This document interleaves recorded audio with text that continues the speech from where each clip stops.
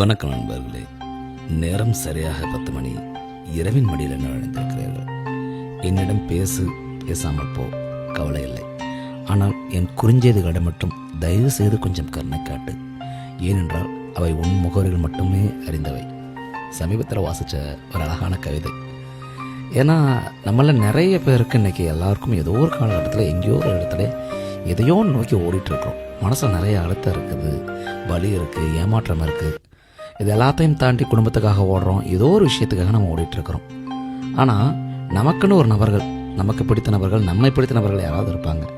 அவங்களுக்கு நம்ம சில நேரங்களில் ஃபோன் பண்ணி எடுத்துருக்க மாட்டாங்க, இல்லை அவங்க நமக்கு ஃபோன் பண்ணி ஏதோ ஒரு வேலை போது காரணமாக நம்ம எடுக்க மாட்டிருப்போம். ஆனால் அதெல்லாத்தையும் தாண்டி அட்லீஸ்ட் குறைந்தபட்சம் அவங்களுக்கு ஒரு சின்ன தகவல் எப்போவுமே தெரிவிச்சிருங்க.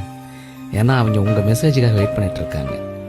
அட்லீஸ்ட் நீங்கள் என்ன அவங்கள ஃபோன் பண்ணும்போது பிஸியாக இருந்தாலும் சரி, இல்லை நீங்கள் அவங்களுக்கு ஃபோன் பண்ணும்போது பிஸியாக இருந்தாலும் சரி, நான் பிஸியாக இருக்கேன், கொஞ்சம் வேலையாக இருக்கேன் அப்படின்ற ஒரு சிறு தகவலையாவது அவங்களுக்கு ஒரு மெசேஜாவது பண்ணிடுங்க. ஒரு பிரிவோட வழியும் ஒருத்தர் பேசாதோட வழியும் இந்த கவிதையில் அழகாக சொல்லியிருக்காங்க.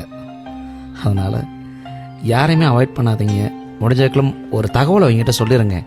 நீங்கள் எவ்வளோ வேலையாக இருந்தாலும் சரி. ஏன்னா நம்மளாம் ஓடுறது யாருக்காக அப்படின்னா குடும்பத்துக்காக தான். பெரும்பாலும் நமக்கு பிடித்தவர்களுக்காக தான் நம்ம ஓடுவோம். ஏன்னா பணம் சம்பாதிக்கிறதுக்கு எல்லோரும் ஓடிட்டுருக்கோம்.